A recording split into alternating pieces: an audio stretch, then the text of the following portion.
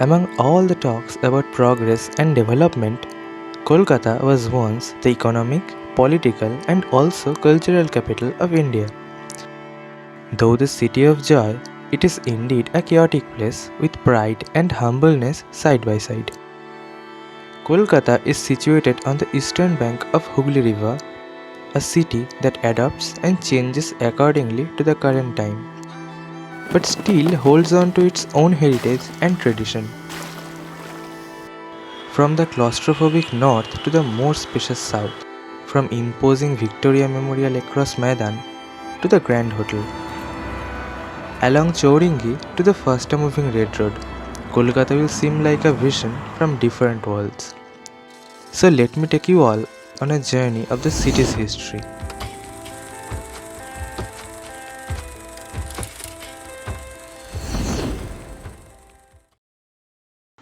According to most popular hypothesis, the name Kolkata came after the presiding deity, goddess Kali. From Kalikshetra to Kalikata, and after the Britishers came, it became Calcutta to the modern day Kolkata. Mr. Job Charnock from British East India Company anchored northern Hooghly River 80 miles upstream Bay of Bengal on 24th August 1690, more than 300 years ago. He began using Calcutta on official communications. He made a trading post there, which was nothing but Madalio's swampland back then, after negotiating a trading license from Mughal Emperor Aurangzeb. Although he succeeded obtaining the trading license, but his vision of establishing a British settlement there was unfinished due to his untimely death. His son-in-law Charles Eyre, who was married to his eldest daughter Mary, bought 3 fishing villages, Sutanuti, Govindapur and Dihi Kolkata, with the sum of only 1300 rupees on 10th November 1698. This day can truly be counted as the start of Calcutta. Mr. Charles Eyre, to solidify the security of East India Company, started constructing Fort William under the supervision of Sir John Goldsborough, which took nearly a decade to complete. It was named after King William III in 1700 and the construction ended in 1706. Soon boatloads of young Englishmen with few scruples were being lured to Calcutta to become writers on the payroll of East India Company with the duty of keeping commercial accounts. Their lodging were in rooms along a corridor in Fort William until Writers' Building came into existence in 1777. In 1756, Nawab Siraj-ud-Dowla attacked the Fort William for the greed of riches and temporarily conquered Calcutta. He also changed its name to Alinagar. He captured more than hundreds of Englishmen and writers situated on the fort and put them in a room where only 2 or 3 people can be kept, so naturally most of them died slowly.